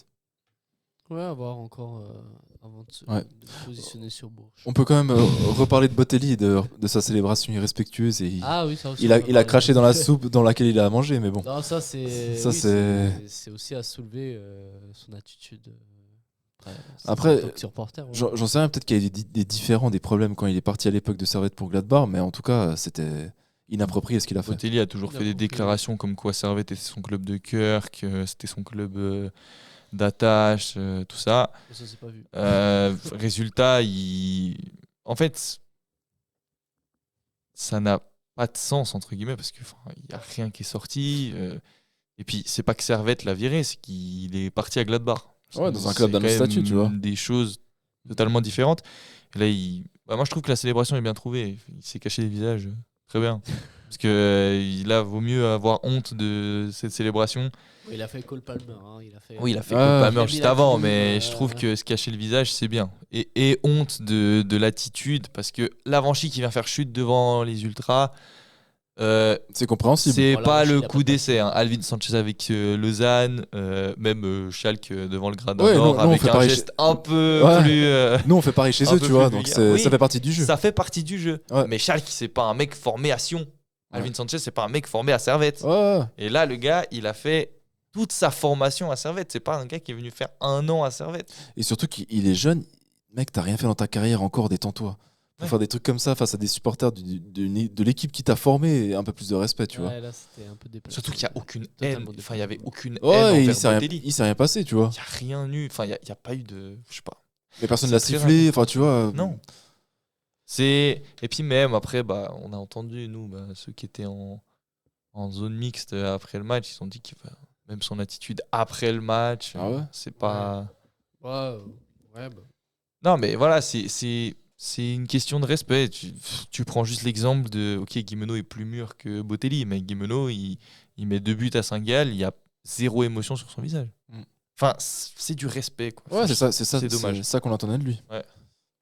Mais bon. On espère que c'est la maturité qui n'est pas encore parvenu à son âge. En tout cas, prochaine fois qu'il reviendra au stade, il ne faudra pas s'étonner. Non. On va passer au top et au flop. Ouais. Et avant ça, le magnifique jingle avec la voix d'Eberly. Puis il faut continuer ce chemin, jouer au football, puis il faut gagner les matchs. Passe pour Jérémy Guimeno. Goal pour le Servette FC. C'est comme quand on ramasse les cerises, on a un œil sur la cerise et puis un œil sur le panier. Voilà, il faut toujours plutôt regarder en haut. Le Guimeno, il a moins mal vieilli que Eberly. Oui. Il a même repris de la jeunesse. Il a repris de la jeunesse, le début 2026. À confirmer quand même. Mais voilà, juste pour dire ça. Mais sinon, on va passer au top prestation et aux faibles prestations du match. Parce que toi, tu fais des jingles de bon cœur, mais parfois ça porte l'œil. Mais oui, du coup, je sais, si j'aime pas des joueurs, je vais les mettre dans le jingle pour la saison prochaine. Botelli. Non, tout sauf ça. J'ai mis Bedia, il est parti. J'ai mis Eberly, il s'est fait virer. Mais t'as mis Guimeno et peut-être sa meilleure saison statistique. Attention. Ouais, mais ça a pris du temps pour que ça. Ah oui, ça fait. Du temps. Bon, sa première, statistiquement, ça allait encore, je crois. Oui, non, statistiquement, c'était environ 9 buts. Là, il a déjà fait mieux que sa première. Je suis pas sûr. Non, pas encore. Il est à 6. Lui portons pas l'œil, laissons-le. Ouais, ne parlons pas de ce chiffre. Il est dans un bon mood là, c'est très bien. Guimeno, actuellement, cette saison. C'est 6 buts, il me semble. Toutes compétitions confondues. Alors, Guimeno, 6 buts, 2 passes D en 13 matchs. Ah, franchement, sa première saison, si je me trompe pas. C'était 9 buts, non? Il n'y a pas 12 toutes compétitions confondues 2024. Ah, 12 peut-être toutes compétitions confondues. Là, il est à 7 buts toutes compétitions confondues cette saison. Ouais. Parce qu'il a marqué en qualif d'Europa. Et 23-24 Ah oui, juste. Sur le corner, là. C'est juste. Ouais. J'avais oublié. Et 2023-2024, j'attends que ça cherche. Je vous donnerai la réponse juste après. Vous avez des... Top. On va commencer par les top prestations du match hier. J'ai envie de mettre en avant la prestation collective en première mi-temps qui était excellente. Donc ça, c'est mon gros top pour moi. Et Stéphane en 10 aussi, ça fait plaisir à voir. On l'avait déjà vu il y a 1 an et demi. Donc, à souligner. Stéphane en 10. Fut un temps, c'était interdit de mettre Stéphane en top parce que c'était l'évidence. C'était trop facile. Parce qu'il a changé de poste. C'était même pas un vrai positionnement, tu vois. Ouais. Non, mais moi, comme top, Konya. Et un gros match, Konya. Franchement, Konya, j'ai retrouvé Konya Prime. Surtout sur la première mi-temps, où tout passait par lui. Il y a tout le jeu de Servette qui est passé par Timothée Konya. Donc là, j'ai retrouvé mon petit magicien au milieu de terrain. Et qu'est-ce que ça fait plaisir de voir Konya à ce niveau-là. Même, il mettait des petits ponts au mec de Sion quand il débordait sur le côté. Ah ouais, celle-ci, là, cette action pure. Non, là, Konya, il revient à un niveau ultra intéressant. Il était en baisse de performance au début de saison, comme toute l'équipe. Mais là, on le revoit à un niveau qui, gentiment, je crois que ce double pivot, comme on l'a déjà évoqué, c'est toi qui as évoqué ça, Ruben, en début d'analyse, quand on parlait de la compo, ce double pivot Doulin-Konya, je crois que ça lui fait un bien immense. Donc ça s'est vu sur le terrain. Ok, très bien. Moi, je mettrais les pistons. Les pistons. Que ce soit Mendes ou Enjo. J'ai trouvé en fait leur rapport offensif tellement percutant en première période que... Pour moi, c'était une évidence que ce système-là devait être reconduit au prochain match. Parce que autant, en fait, il y avait du danger autant du côté d'Enjo, autant du côté de Mendes. Et je trouve que Mendes, pour un premier match titulaire, je pense qu'on n'a même pas remarqué que c'était un nouveau joueur dans l'effectif, qu'il avait joué que 11 minutes contre Saint-Gall. Pour moi, il était parfaitement à l'aise et il me fait penser un peu... déjà des latéraux qu'on a eu à Servette. À Diallo. À Diallo. Je rigole. Meilleure période. Non, mais ça me fait penser à des bons latéraux qu'on a eu à Servette. Et ça fait plaisir de...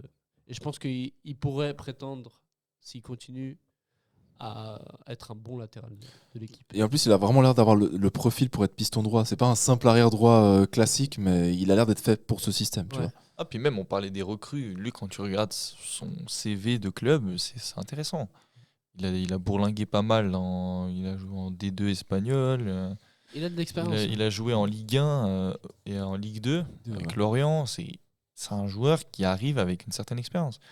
Et je crois que là, en plus, il arrive dans un bon pic physique. Parce qu'en tout cas, là, il est déjà super affûté, quoi. Il te fait du box-to-box en piston.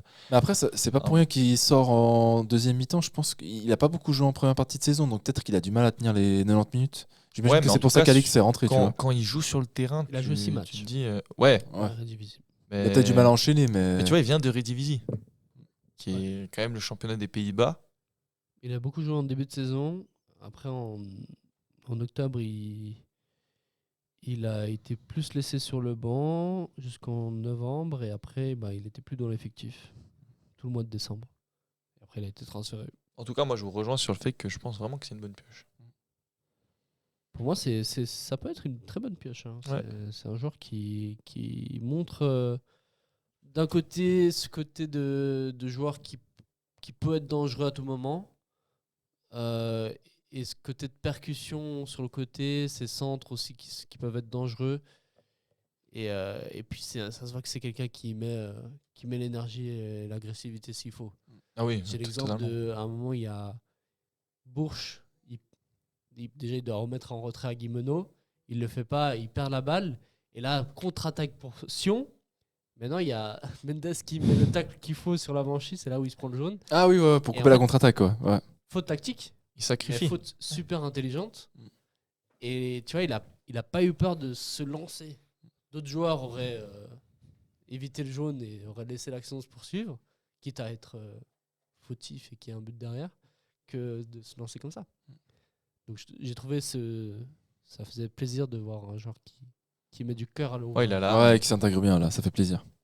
Voilà. Le mercato d'hiver de Servette est super cohérent entre Bourges et Mendes. C'est deux très bonnes prises. Il manque encore un joueur offensif à mon goût, mais à voir. Hein. À voir, c'est ce que nous montre Servette en fin de mercato. Est-ce qu'ils vont piocher quelqu'un Sachant que le mercato suisse finit plus tard que mi-février. Mercato, donc, il est encore ouvert 15 jours. Ouais. Mais on peut pas recruter des clubs européens, il me semble. T'es sûr? Parce qu'en Turquie, ils peuvent. Et Mbabou, il est pas venu après la fin du mercato. En toute fin, en tout cas. Ouais. Il me semblait qu'il était arrivé après le 31 janvier, hein, à l'époque. Pas recruter que dans les championnats où c'est ouvert? La Turquie, je crois qu'ils peuvent recruter après, donc je vois pas pourquoi nous on pourrait pas. Il y a à vérifier, hein, mais il me semble qu'on pourrait. Dans des clubs européens, je crois qu'on peut. Alors après, comme j'ai dit, Mbabou, il me semble qu'il est arrivé après le 1er février ou un truc comme ça. Okay. J'imagine qu'il avait pas trouvé de porte de sortie, il était venu à la Servette après. Peut-être le championnat. Non, il était à Fulham. Donc, il était à Fulham, ouais. Ah, mais ça veut dire que si on veut un joueur du Real Madrid. Si un joueur qui joue pas, il sait qu'il soit il joue pas au Real, soit il vient. Niveau flop, est-ce que vous avez des flops du match? J'en ai parlé avant, mais moi, cette gestion de l'avantage au score, mais ça, qu'on soit proche de la fin du match ou pas, dès qu'on a un but d'avance, on recule, on laisse le ballon à l'adversaire et du coup, on concède des occasions. Donc moi, c'est cette gestion-là. Et j'ai même pas envie d'imputer ça à Gourvenec parce que c'est avec les différents entraîneurs. Donc cette gestion-là, il y a un travail à faire là-dessus. Parce que c'est mental en fait. Ouais. Parce que c'est plus mental que tactique de laisser le ballon à l'adversaire. Ouais, mais de mental, d'agressivité. Mais tu vois, on veut être une équipe qui veut gagner des points, qui veut remonter au classement. Donc tu vas être en avantage au score. Ouais. Truc de perdre du temps. Là, il manquait un joueur qui se met par terre. Ah, j'ai une crampe. Ouais, il faut couper tu casses le rythme du match, tu vois. Ouais. Donc moi, cette gestion-là, elle doit être travaillée à l'entraînement et on doit avoir des points d'amélioration là-dessus parce qu'on va mener au score sur différents matchs et il faut savoir gérer ça. Mais je sais pas si le vice, c'est un truc que tu apprends à l'entraînement parce que c'est un truc que tu acquiers surtout avec l'expérience. Qui manque à Servette, tu vois, déjà le fait que j'avais déjà reproché qu'ils vont pas vers l'arbitre pour demander des choses. Des fois, il y a des pénaltys. Ça peut être trop gentil. Et en fait, aller sur l'arbitre, ça va provoquer une certaine pression qui va peut-être permettre l'analyse. À Servette, personne ne fait la pression sur l'arbitre. Non, t'as le capitaine qui va et c'est tout. On perd pas de temps, on joue pas. Il n'y a pas ce truc qui est détestable des fois que tu vois chez l'adversaire, mais qui est vital pour une équipe de foot.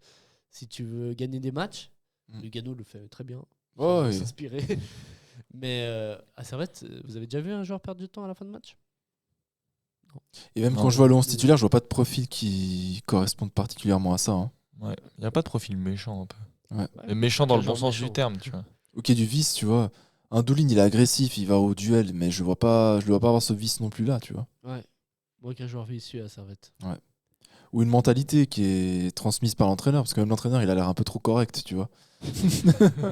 À mon goût. Après, c'est peut-être dans la philosophie de Servette. Hein. J'ai jamais connu Servette comme ça. Ouais, effectivement. Gentil. On est des gentils. Ouais. On n'est pas les méchants dans l'histoire. Hein. On est les bisounours. Ah ouais. Alors en flop... T'as un flop, ouais, Mathieu? Bah, en vrai, ça m'embête de mettre ça sur la faute d'un jeune, mais je trouve que la rentrée d'Alix, elle a fait tâche.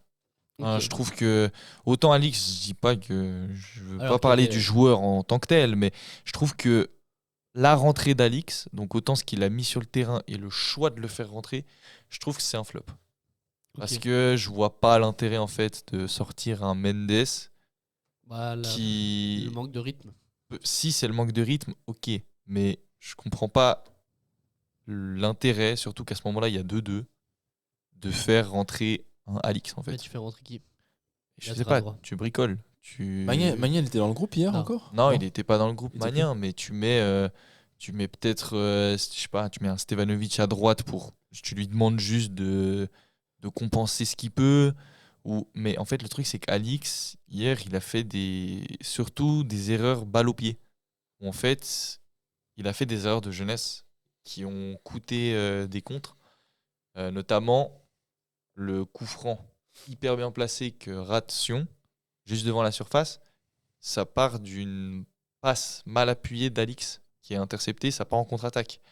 Et c'est juste, j'ai trouvé sa rentrée pas bonne, mais je trouve aussi que le fait de le faire rentrer, c'est pas une bonne idée. Parce qu'en plus de ça, ça a aussi sûrement engrangé un changement de système. Je comprends la vision d'un supporter, de se dire, ok, peut-être pas tenter le jeune. Mais mets-toi à la place de Alix, t'es le seul latéral droit. Mais c'est ça que je veux dire, il est pas latéral droit en plus de formation. Il est pas central. Non, il est latéral. Il est latéral droit. Latéral droit, je crois. Je crois qu'il est latéral, ouais. Ouais, je sais pas. T'imagines, t'es le seul latéral droit de l'effectif sur le banc. Le latéral droit qui est sur le terrain, il est au bout de sa vie. Il doit sortir. Et imagine, le coach, il dit non, bah, je vais prendre un joueur qui est en attaque pour le mettre en défense. Et toi, tu vas rester sur le banc. Bah, ça veut dire que tu fais du... Tu dis, j'ai pas confiance en toi. Bah non, parce que tu l'as fait rentrer le match d'avant à Saint-Gall. Et tu le fais aussi commencer à Bâle. Ça n'a rien à voir. Ouais, c'est surtout aussi le fait qu'il y a des matchs où tu peux le faire rentrer et il y a des matchs où tu peux pas le faire rentrer. Tu peux pas faire rentrer un jeune quand tu subis. Tu cherches un défenseur ou un attaquant? Bah ça, je suis pas dans la tête d'Agourvenec. Pour moi, on n'aurait pas dû changer de système. Et Alix, c'est pas un piston. Parce qu'il a pas du tout l'apport offensif.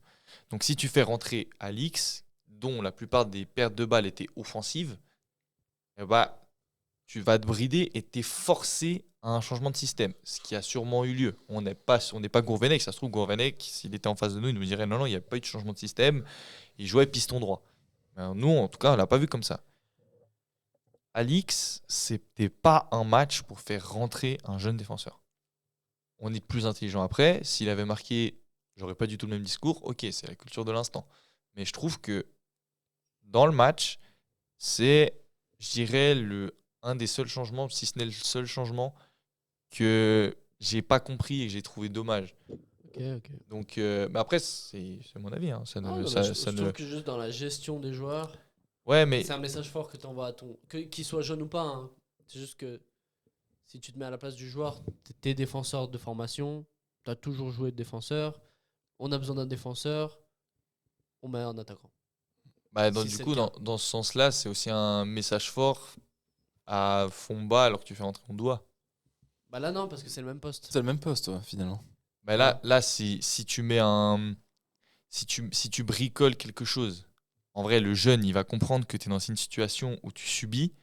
Et en vrai, mais quand même, c'est une question d'ego et de confiance, tu vois. Je peux comprendre que Alix soit déçu. Ça, je peux comprendre. Mais par contre, que l'entraîneur se dise je vais le mettre parce que c'est le seul latéral droit et si je le mets pas, ça va l'impacter psychologiquement. Là, tu fais un rôle d'éducateur. Tu fais un rôle d'éducateur. Ouais, t'es manager. Oui, t'es un manager, mais ton groupe, t'en as besoin, certes, mais Alix, c'est un jeune, il va manger chaque minute. C'est pas un joueur crucial qui a besoin de jouer et qui est en manque de temps de jeu. Alix, il a beaucoup de temps de jeu. C'est le jeune sous Gourvenec qui fait partie de ceux qui ont le plus de temps de jeu récemment. Il y a, tu vois, c'est quand même. En tout cas, moi, je trouve que c'est une rentrée où c'est pas mettre Alix dans les bonnes conditions. Parce que tu es dans une situation où Servette faisait une mauvaise deuxième mi-temps, ils étaient passifs défensivement. C'est pas Alix défensivement qui va venir réveiller tout le monde. Et offensivement, si tu voulais chercher un déclic offensif, c'est pas Alix non plus qui va te l'amener. Alix, c'est un joueur qui, contre Saint-Gall, quand il rentre, il fait pas tâche. Parce que Servette est dans un super bon mood. On fait que attaquer. On est offensif. Donc, moi, c'est la vision que j'ai. Après, la gestion du vestiaire, faire jouer ou remplacer poste pour pas qu'il y ait d'injustice, moi, je l'entends. Et ça, c'est sûrement ce que Gourvenec s'est dit. C'est ce que je me dis si je devais expliquer. Ouais, ça. Tout à fait. T'as un flop, toi, Lucas? Est-ce que j'ai un flop dur.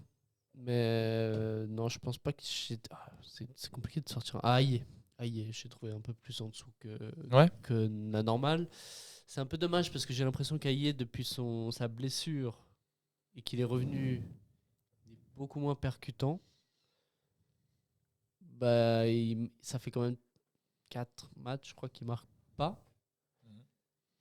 Il a plus de mal. Il a un peu plus de mal que quand il était en pleine bourre et que il surperformait avec Servette. Donc oui, là je l'ai trouvé un peu en dessous. C'est quand même quelqu'un qui apporte beaucoup dans le jeu. Mais c'est vrai que là, il avait des opportunités de mettre le 3-1 beaucoup plus tôt, qu'il l'a pas fait.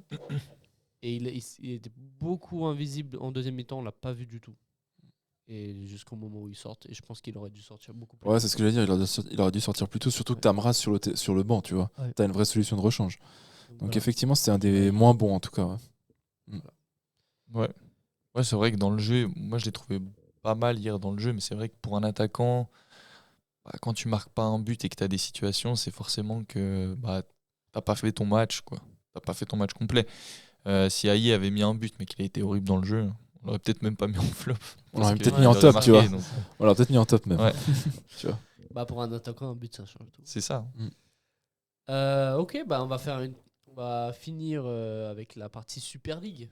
Et parler aussi du prochain match de Servette. Mais avant ça, on va regarder les scores qu'il y a eu pour cette 22e journée. Donc Servette a fait 3-3 contre Sion. Winterthur s'est imposé 2-1 contre Lausanne.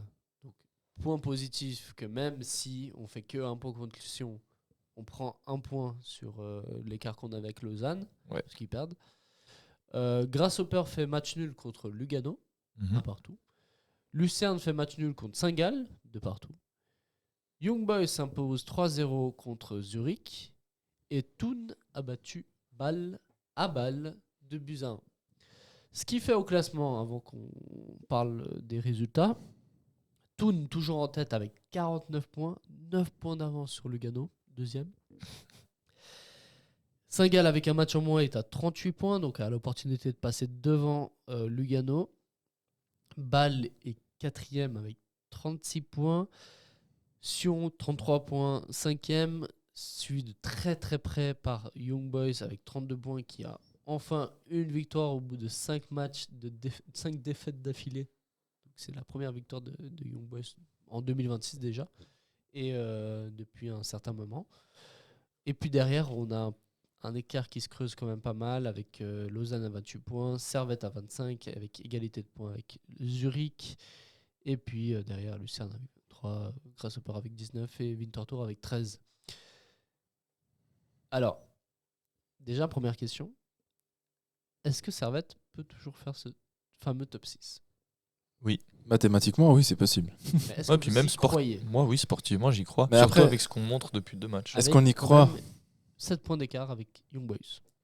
Est-ce qu'on y croit parce qu'on est supporter de Servette, ou est-ce que vraiment objectivement on a de quoi y croire ? Parce que 7 points par rapport à IB, c'est beaucoup.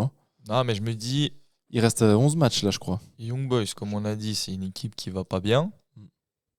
C'est une équipe où il y aura une confrontation directe avec Servette jusqu'au split des 2 championnats, du Championship Group et du Relegation Group. Donc si tu es amené à gagner 3 points, confrontation directe avec IB, tu reviens potentiellement à 4 points s'ils font un parfait et on fait un parfait jusque-là. Mais je pense qu'IB va perdre des points en chemin, nous aussi. Mais ça ne m'étonnerait pas que IB fasse des prestations similaires à nous, voire un petit peu moins bien, que sur une confrontation directe, on les batte et puis qu'on arrive à accrocher ce top 6. Moi, je pense sérieusement que, de toute façon, c'est une idée que je soutiens depuis le début de la saison, donc je vais rester dans ma ligne directrice, mais je pense que Servette a clairement les moyens d'accrocher le top 6 et qu'on voit la Super League actuelle, tout le monde bat tout le monde, Winterthur bat Lausanne, donc, alors que Lausanne avait battu IB, nous avait battu. Tout le monde peut battre tout le monde, donc je pense que si Servette enclenche une série même de matchs invaincus, là si on est sur 3 matchs invaincus, si on embraye sur un mois de février où on arrive à choper une victoire sur tous les 2 matchs, voire enchaîner des victoires, on monte très vite. Et ça, c'est pas que cette année, mais comme toutes les années, la Super League, c'est toujours assez restreint. Donc 7 points en Première Ligue entre Manchester City et Arsenal, je te dirais que c'est colossal. Autant 7 points entre IB et Servette en Super League, je trouve que c'est à la fois beaucoup, mais c'est à la fois très éphémère. Et je pense que ça peut très vite bouger si il y a une série qui est enclenchée de notre part. Mais là où je suis pessimiste, c'est que j'ai espoir qu'on lance une série depuis longtemps. Et on l'avait fait au mois de février déjà et on l'a toujours pas fait. Tu vois. Ok, on n'a pas perdu depuis 3 matchs, mais on a 2 matchs nuls, 1 victoire. Mais des victoires successives, ça, on a du mal à le faire. Je suis d'accord. C'est là où j'ai du mal à être optimiste. Sportivement, on n'a jamais été aussi fort actuellement. Donc c'est ça mon motif d'espoir, c'est de me dire que on n'est plus dans la régression, la stagnation, on est quand même dans quelque chose de très positif sur les 2 derniers matchs. C'est que, ok, on joue vraiment très bien une mi-temps sur 2, mais on joue très bien une mi-temps sur 2. Alors qu'il y avait vraiment des matchs, il fallait tout jeter à la poubelle, c'était catastrophique. Et on a une constance sur l'effectif qui est pris pour les matchs. Composition annoncée, c'est quasiment les mêmes. Change juste vite fait les attaquants. Ou le piston, là, avec Mendes, qui était sa première titularisation. Mais c'est 1 ou 2 joueurs qui changent. Donc, tu as une continuité dans l'effectif. C'est un système qui commence à bien prendre en connaissance. Il joue très bien avec. Donc, je pense que Servette est peut-être dans la meilleure période depuis le début de la saison pour potentiellement chercher une série. Mais bien sûr que au niveau de la forme de Servette, c'est compliqué. Mais la forme actuelle depuis 3 matchs, je la trouve très encourageante et je trouve qu'on est dans la bonne direction pour la fin de saison et la saison prochaine. Donc je suis assez optimiste sur le fait de au moins faire peut-être une série de 2-3 victoires qui ferait beaucoup de bien. Est-ce qu'on mérite notre place ? Sur la saison, moi, oui. Sur la saison, oui. Ouais, moi je dirais aussi. Je trouvais que 11e, c'était. Enfin, à un moment, on ouais, était c'était 11e. Abusé ça. Je trouvais que c'était dur, mais je trouve que 8e, au vu de ce qui est représenté, et puis de la gestion catastrophique du début de saison, je trouve que c'est. Entre guillemets, c'est bien fait. Et c'est. En vrai, on mérite ça. Même si, hier contre Sion, on avait l'impression d'avoir une équipe du podium, mais pendant la première mi-temps, on se disait, mais c'est qui cette équipe ? On les reconnaissait pas. On les reconnaissait pas, mais en tout cas, on sait où Servette, à quel niveau Servette peut potentiellement jouer. Ça, c'est hyper encourageant. Saint-Gall la semaine d'avant, qui était deuxième à ce moment-là. Ouais, et après, il peut encore être deuxième en plus avec son match en moins. Ouais. Et ils vont jouer contre Winterthur en plus, donc. Winterthur. Sauf si Winterthur refait un match. Winterthur va faire une série. On sait jamais, hein, mais donc il faudrait faire attention aussi à ça. Pour parler du prochain match, Servette va accueillir le FC Thun. Alors, si je vous disais ça au mois de mai, qu'on jouerait le FC Thun en février, 3 points. Vous allez dire à domicile, ok, facile. Sauf que là, le FC Thun, c'est 49 points en 22 matchs, 16 victoires, 1 match nul, 5 défaites, premier du championnat avec 9 points d'avance. Thun, cette saison, on perd 2 fois. Soit à domicile ou à l'extérieur. À domicile, on perd 1-0 sur un coup franc à la 90e. Et puis à Thun, je crois qu'on perd 3-1. Ouais, avec des belles cagades. Hein. Avec des belles cagades sur ce match-là aussi. Comment on aborde ce match contre Thun, sachant que maintenant, on doit quand même, si on veut accrocher ce top 6, engranger le plus de points possible d'ici le split. On affronte les leaders, qui sont invaincus depuis plus que 5 matchs, je crois, mais en tout cas, ils sont à 5 victoires d'affilée. Comment on aborde ce match contre le FC Thun ? Moi, je dirais de manière aussi conquérante que contre Sion en première mi-temps. Tu dois rentrer dedans, être agressif, t'investir et produire du jeu. Pour moi, c'est la meilleure manière. On doit faire la première mi-temps de Sion et la deuxième mi-temps de Saint-Gall. Ouais, dans un match. Dans un match. T'imagines ? Mais non. Thun, c'est surtout solide défensivement. Pardon ? Thun, c'est surtout solide. Thun, ça encaisse pas beaucoup. Ouais. Mais non, totalement. Et puis après, Thun, si on prend les deux matchs qu'on a eu contre eux, faut pas oublier le match qu'on a ici à Genève. Il y a un but annulé en plus dans Thun juste avant. Donc et puis on prend c'est quand même un fait de jeu. C'est un coup franc 30 mètres, 35 mètres. Il met une pleine lucarne, c'est un exploit personnel. C'est là où tu te disais, ok, Thun, tout le réussit en fait. Tout va pour Thun. Et puis quand on va chez eux, on mène 1-0. Et après, on prend 3 buts de gag, en fait. C'est 3...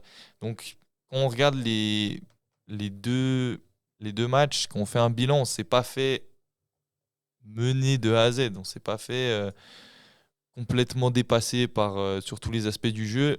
C'est une équipe qui, je pense, peut convenir à Servette si on joue bien et qu'on gère bien les situations de transition, parce que c'est une équipe de transition. Mais après, tu vois, si Servette veut jouer en contre face à une équipe comme Thun va pas prendre le jeu à son compte, tu vois. Non, mais je pense que Servette je pense que Servette est gentiment une équipe à qui il faudra empêcher d'avoir la balle. Ouais. Parce qu'on va devenir très fort avec la balle, et on l'a déjà montré. Honnêtement, je trouve que on a une utilisation de la balle qui est de plus en plus intelligente, parce qu'on se précipite beaucoup moins. Et contre une équipe qui défend bien, comme Thun, le fait d'avoir le ballon et d'avoir des longues possessions, c'est ça qui va forcément à un moment engranger une brèche, parce que c'est des humains, c'est pas des robots. Par contre, si tu fais que des contres, une équipe qui défend bien, c'est les duels, elle va les avoir sur des contres. Par contre, si tu as des attaques placées et que tu fais tourner, et que des Enjo, des Mazikou, je pense à ça, le match contre Sion, c'était beaucoup, on fait tourner derrière jusqu'à l'appel d'un Guimeno, l'appel d'un Hayé, entre les lignes. Et c'est quelque chose qui va forcément déséquilibrer une équipe. Donc je pense que le fait que Thun nous laisse la balle, s'il nous la laisse, c'est une bonne chose pour nous. Parce qu'on va aussi moins se fatiguer. On se fatigue plus en défendant qu'en attaquant. Mais après, c'est ce qu'eux aiment aussi, tu vois. Ne pas avoir la balle, jouer en contre, ça leur convient aussi. Donc je vois bien cette configuration-là pour ce match-là. Ouais. Après, si on est agressif et qu'on arrive à créer du jeu et des occasions, on peut emballer ça de notre côté. Et puis si on marque les premiers, là, pour le coup, c'est pas une équipe qui doute. Mais dans leur schéma de jeu, de nous laisser la balle, si on mène 1-0, c'est profitable pour nous. Par contre, si ils marquent en premier, là, ça va être compliqué. Là, ça va être plus compliqué. Mais si on doit leur laisser le ballon et qu'on mène 1-0, là, ils auront beaucoup plus de mal à créer et à provoquer, je pense. Les 3 stats effrayantes. Oula. Première stat effrayante, on n'a pas battu le FC Thun depuis le 2 février 2020. Les 4 dernières confrontations contre Thun ont été une défaite 1-0, donc la plus récente. Une défaite 3-1 à Thun, une défaite 4-1 à Thun et une défaite 5-1 à Thun. Les 4 derniers matchs contre Thun. Le 4-1 à Thun, je crois que c'est Coupe de Suisse. Ensuite, deuxième stat effrayante. Thun, cette saison, à domicile, c'est 64% de victoire, mais à l'extérieur, c'est 82% de victoire, avec 2,45 points en moyenne. Alors que Servette, c'est énorme, hein. Servette à domicile, c'est catastrophique. La troisième stat, à domicile, horrible. C'est 18% de victoire, alors qu'à l'extérieur, c'est 36% de victoire. Ah, mais c'est horrible à domicile. Donc on perd 2 fois plus à domicile qu'à l'extérieur cette saison. Donc, et on a 1 point en moyenne par match à domicile. Sur les 5 derniers matchs à domicile, on a fait 3-3 contre Sion, 1 partout contre Zurich, défaite 1-0 contre Lausanne, 4-4 contre Young Boys et défaite 1-0 contre Thun. Donc la configuration leur convient parfaitement, hein, finalement, à Thun. Quand tu vois les stats en plus, tu te dis que... Il y a tout pour eux. Il y a tout pour eux. Ouais. Bon, après, on compare une équipe qui est tout réussi, qui sont premiers du championnat, et une équipe qui tout va mal, entre guillemets, tout allait mal. Maintenant, ça va un peu mieux. Bah après, c'est les stats. Hein. Ouais. On peut. Toi, t'es dans le foot moderne, c'est la statistique, la data. Non, bah, c'est intéressant de savoir. Non, tout à fait. Que cette saison à Servette, à domicile, on est affreusement pire qu'à l'extérieur. Bon, j'aurais pas pu dire 18%, mais j'aurais pu dire qu'à domicile, on est affreux. Ouais, et que les expériences que quand on va au stade, l'expérience n'est pas bonne, tu vois. On réussit mieux à l'extérieur. Par contre, que Thun est 82%. Thun réussit aussi mieux à l'extérieur. Ouais. Avec 82% de victoire. Donc, voilà. Et 2,24 points en moyenne à l'extérieur, c'est énorme. Surtout pour un promu, c'est... 2,45 points. 45, ouais, tu vois, c'est énorme. Hein. Ouais, c'est beaucoup. Donc, voilà les stats avant de point faire data. Nos pronos. Avant les pronos. Donc là, ça sera une musique différente parce qu'on a changé de local, du coup, on a changé de musique. Vas-y. Mais est-ce que vous avez des pronos avant du prochain match, du coup, contre Thun, qui sera dimanche à 14h? Moi, je suis toujours trop optimiste, mais je vais miser sur une victoire de Servette. Hein. On dit 2-0, un but en première mi-temps et après sur un contre en fin de deuxième mi-temps. Okay. Pour ma part. Okay. Moi, avec tout ce qu'on a dit, je pense que le premier but, ce sera crucial. Donc moi, je vais dire victoire 1-0 de Servette et but sur corner. But sur corner. But sur corner. Tu te mouilles pour le buteur. But sur corner, franchement, on penserait à un défenseur, mais c'est encore Mitcha qui va nous sauver. C'est encore Mitcha de la... Parce que si c'est lui qui tire le corner. Hein? Si c'est Mitcha qui tire le corner, Rouillé il a pas marqué depuis longtemps. Ah c'est vrai que ça fait un moment. Donc et puis il est souvent dans les combinaisons Rouillé. Ouais. Donc je pense que on va dire Mitcha, mais si c'est Mitcha qui tire, Mitcha pour Rouillé. Moi je te dis premier but Guimeno et ensuite on me rase en fin de match vu qu'il aura remplacé Aïe. Et toi? Moi je dis je serai au stade la semaine prochaine.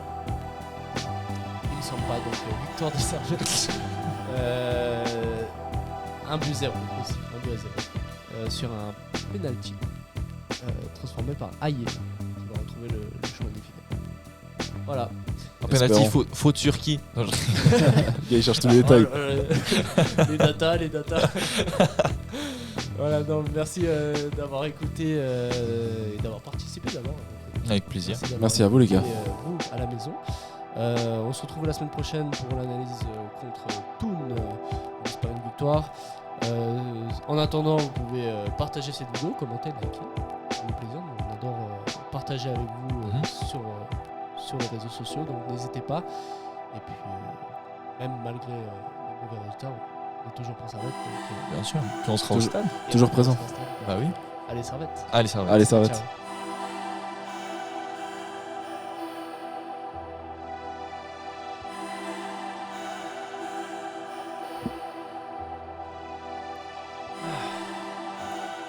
Combien de temps cette analyse? Je sais pas, j'ai vu pas le chrono du 22. 1h32.